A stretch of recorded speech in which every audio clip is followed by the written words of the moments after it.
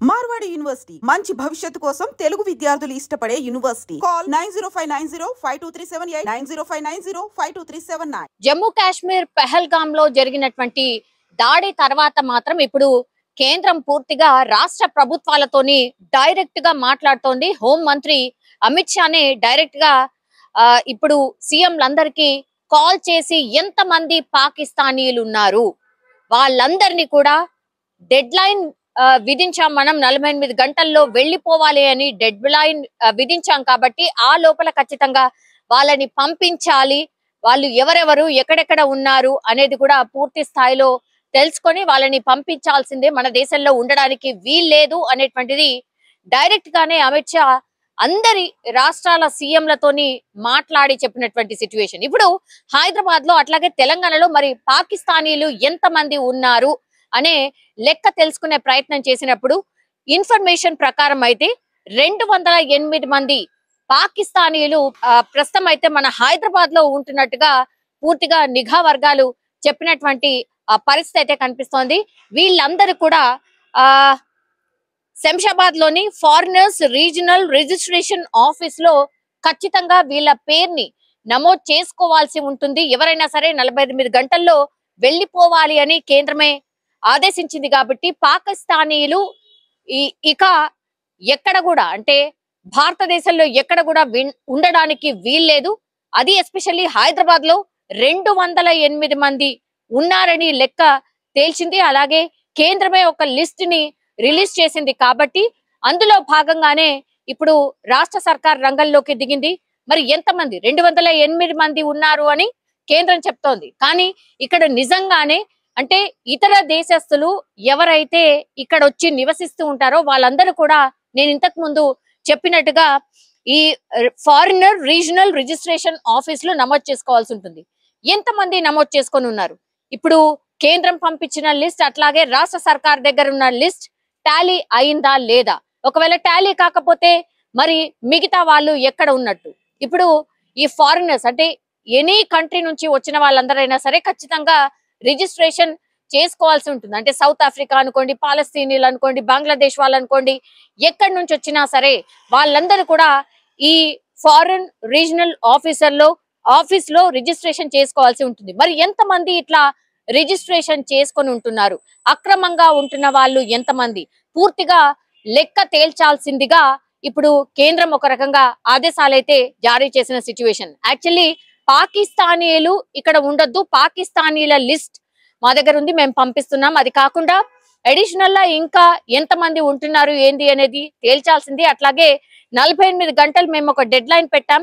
So మీరు కూడా ఆ 48 గంటల్లో పూర్తి స్థాయిలో పాకిస్తానీలు ఎవరైతే తెలంగాణలో ఉంటున్నారో వాళ్ళందరినీ కూడా రేపటి లోపు పంపించాల్సిందే అంటూ హోంమంత్రి అమిత్ షానే డైరెక్ట్ గా మాట్లాడినటువంటి సిచ్యువేషన్. సో స్ట్రిక్ట్ గా ఇది ఇంప్లిమెంట్ కాబోతోందని ఒక మెసేజ్ అయితే పంపించింది. పాకిస్తానీలు ఏ మాత్రం కూడా స్పేర్ చేసే అవకాశం లేదని డైరెక్ట్ గానే మెసేజ్ ఇచ్చిన సిచ్యువేషన్ అయితే కనిపిస్తోంది. సో ఈ నేపథ్యంలోనే ఇప్పుడు కేంద్రం ఆదేశాలతోని రాష్ట్ర సర్కార్ కూడా రంగంలోకి దిగినటువంటి పరిస్థితి. అట్లాగే ఈ రోజు శుక్రవారం ఈ రోజు పాత బస్తీలో మనకు తెలుసు ముస్లిం ప్రార్థనలు పెద్ద ఎత్తున జరుగుతూ ఉంటాయి. ఈ రోజు నల్ల బ్యాడ్జీలతో ఎంఐఎం పిలుపు మేరకు అందరూ కూడా ముస్లిం కి సంబంధించిన మసీదులు ఏవైతే ఉంటాయో అందులో అందరూ కూడా నల్ల బ్యాడ్జీలతో నిరసన వ్యక్తం చేస్తూ ఈ ఉగ్రదాడికి నిరసనగా చాలా మంది ఈ ప్రార్థనలో పాల్గొన్నటువంటి సిచ్యువేషన్. సో ఇవన్నీ కదలికలు చూసినప్పుడు మాత్రం కేంద్రం చాలా స్ట్రిక్ట్ గా వ్యవహరిస్తోంది. అట్లాగే రాష్ట్ర ప్రభుత్వాలు ఎక్కడ ఎవరున్నా సరే వాళ్ళందరితోని డైరెక్ట్ గానే మాట్లాడి ఏ పాకిస్తానీలు కూడా ఇక్కడ ఒక్క పర్సన్ ని కూడా ఉండడానికి వీల్లేదు. జనరల్ అయితే 17 రకాల వీసాలు ఉంటాయి. అంటే హెల్త్ కి సంబంధించిన వీసా అనుకోండి, వర్క్ వీసా అనుకోండి, విజిటింగ్ వీసా అనుకోండి, ఇట్లా డిఫరెంట్ వీసాస్ ఉంటాయి. అట్లాగే అక్కడి వాళ్ళు ఇక్కడ వాళ్ళని పెళ్లి చేసుకున్నప్పుడు వచ్చేటటువంటి వీసా. సో ఇట్లా 17 రకాల వీసాలు ఉంటాయి. అంటే వేరే దేశస్తులు మన దేశానికి వచ్చినప్పుడు 17 రకాల వీసాలు ఉంటాయి. అట్లాగే పాకిస్తానీలు కూడా ఉన్నాయి. అందులో భాగంగానే ఆ లిస్ట్ ని తీసినప్పుడే 208 మంది అని తేలింది. కాబట్టి 208 మంది ఖచ్చితంగా మన దేశం విడిచి వెళ్లిపోవాల్సిందే, ఆర్ రాష్ట్రం విడిచి వెళ్లిపోవాల్సిందే.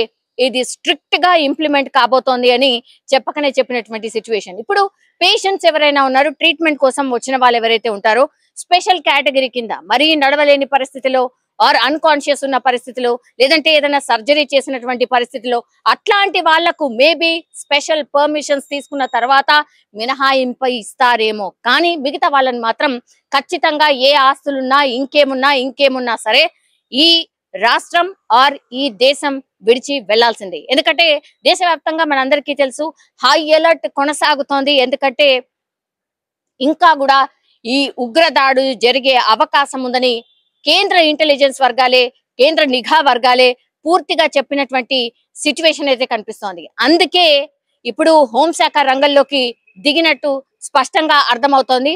సో ఉగ్రదాడి జరిగే అవకాశం, ఇంకో పెద్ద ఉగ్రదాడి జరిగే అవకాశం ఉందంటూ ఇంటెలిజెన్స్ వర్గాలే స్పష్టంగా చెప్తున్నటువంటి పరిస్థితి అయితే కనిపిస్తుంది. అందులో భాగంగానే ఈ గ్రౌండ్ వర్క్ అంతా స్టార్ట్ అయిపోయింది.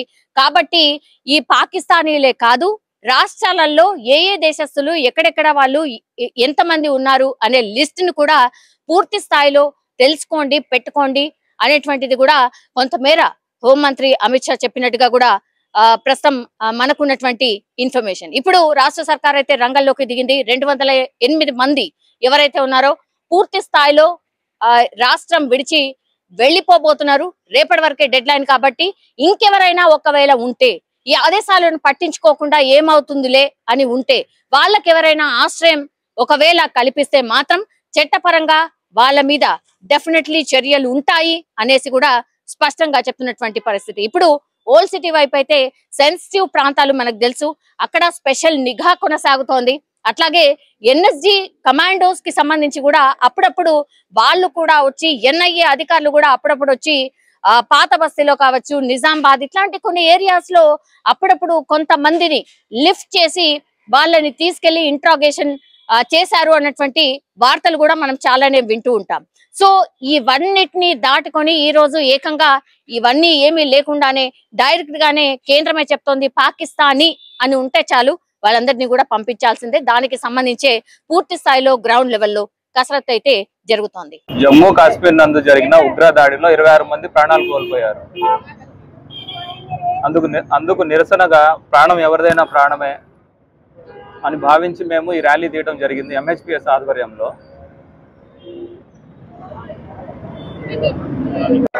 హిందూ ముస్లిం హిందూ ముస్లిం హిందూ ముస్లిం